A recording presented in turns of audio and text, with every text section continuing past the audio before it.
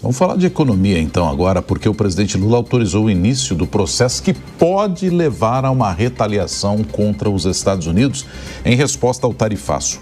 Em busca de novos mercados, por sua vez, o vice Geraldo Alckmin espera que a medida, a tal da reciprocidade, facilite o diálogo com Donald Trump. Sobre esse assunto, a gente conversa agora com o ex-secretário de Comércio Exterior, Lucas Ferraz, que gentilmente atende aqui a Jovem Pan. Lucas, bom dia, bem-vindo, hein?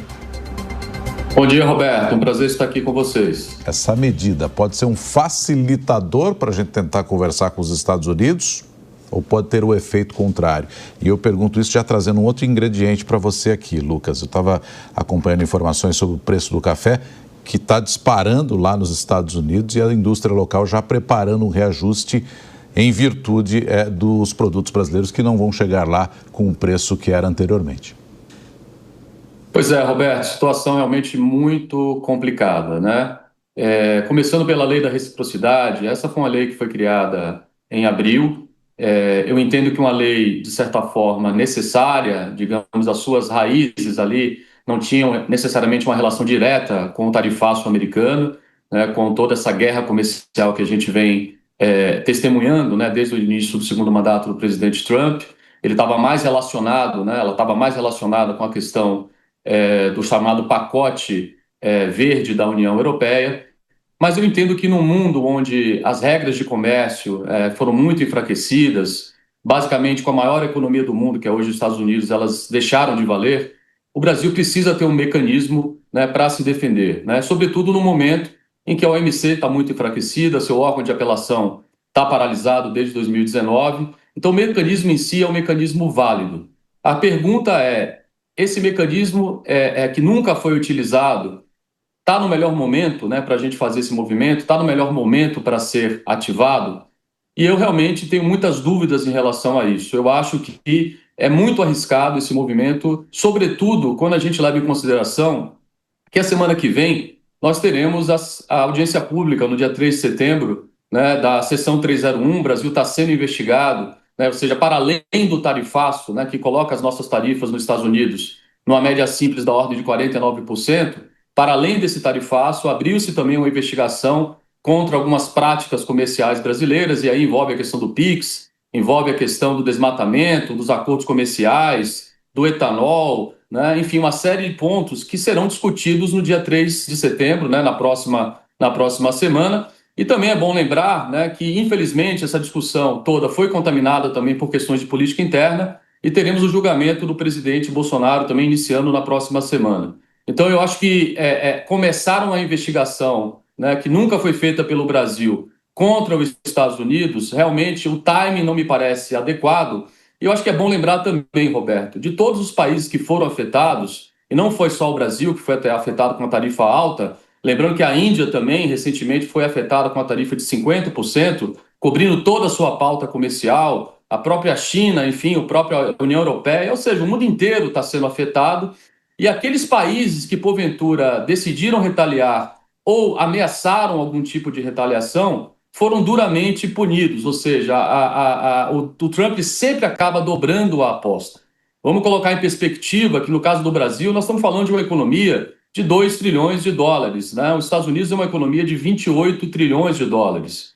Eu acho realmente muito temerário a gente entrar, né, por essa linha nesse momento, ao invés de tentar continuar buscando diálogo. Afinal, em função, né, muito mais até, de certa forma, é bem que se diga, das próprias gestões do setor privado brasileiro e americano, nós conseguimos isentar do tarifaço do dia 9 de julho cerca de 46% das nossas exportações para os Estados Unidos, que acabaram ficando com tarifa de 10%. Então, eu continuo insistindo na tese de que o melhor a ser feito nesse momento é buscar o diálogo, seja ele por meio do setor privado, seja ele por meio institucional, né? Eu entendo que há uma dificuldade enorme no diálogo, né, no nível mais inferior, né, digamos ali, ministro, secretário, mas eu acho que ainda não foi tentado aquilo que talvez pudesse ser a resolução, ou pelo menos um início, né, de um diálogo mais profícuo, uma vez que toda essa negociação está concentrada nas mãos do presidente Trump. Não adianta a gente tentar querer falar com o secretário de Estado americano, com alguma outra autoridade, com o senador, com o congressista, porque isso está na mão do presidente Trump. Então, eu acho que nesse momento, aquilo que poderia resultar em algum movimento, né, nessa questão que está totalmente paralisada, sob o ponto de vista institucional, é uma tentativa de contato de altíssimo nível entre os dois presidentes, como foi feito com outros países. Tivemos o México em situações parecidas, tivemos o Canadá em situações parecidas, tivemos a própria Ucrânia numa situação muito complicada, né, na própria Casa Branca, no Salão Oval. Ou seja, todos os líderes, os chefes de Estado, mesmo sendo vítimas, né, de coerção, enfim, sanção, como a gente queira classificar, foram pragmáticos, cumpriram seu dever institucional e tentaram o contato direto e, de alguma forma, foram bem-sucedidos. Lucas, bom dia para você também. Queria entender, você acredita que a solução de tudo isso estaria numa ligação entre o presidente Lula e o presidente Trump? Há pouco, né, mais cedo, a gente trouxe até uma manifestação do presidente dizendo que o canal de negociações não estaria aberto, dizendo até que entende que há uma falta de empenho do governo norte-americano para essa negociação com o Brasil. Qual a sua avaliação? Não, certamente uma ligação entre os dois presidentes não seria necessariamente a solução, né? Seria possivelmente uma tentativa de fazer avançar essas negociações e, mais importante, tentar separar os dois temas que foram colocados na carta que nós recebemos no 9 de julho, né? Ou seja, o tema político, de política interna, as questões das big techs, da questão comercial. Todos esses temas estavam mencionados, né? Então, assim, na verdade, não é que isso vá resolver necessariamente, mas isso é uma possível tentativa de avançar, né, no nível mais alto possível, uma vez que as negociações estão concentradas com o presidente Trump. É claro que não há garantia nenhuma de que serão bem-sucedidas, mas a alternativa que nesse momento se coloca, que é dobrar a aposta do lado brasileiro e abrir a nossa seção 301, porque no final das contas a nossa lei de reciprocidade, ela muito se assemelha às investigações da seção 301 que foram abertas pelos Estados Unidos. Dobrar a aposta contra a maior economia do mundo, contra o maior mercado consumidor do mundo, eu entendo que não é a forma mais inteligente de lidar com essa situação nesse momento. Só lembrando, né, Lucas, que é necessário a Camex ainda fazer uma avaliação, dar o aval, a partir daí cria-se um grupo para analisar que tipo de contramedida vem por aí, não é um efeito imediato a partir dessa autorização do presidente para o estudo. Muito obrigado, viu, Lucas, pela gentileza da entrevista e os esclarecimentos aqui para a nossa audiência.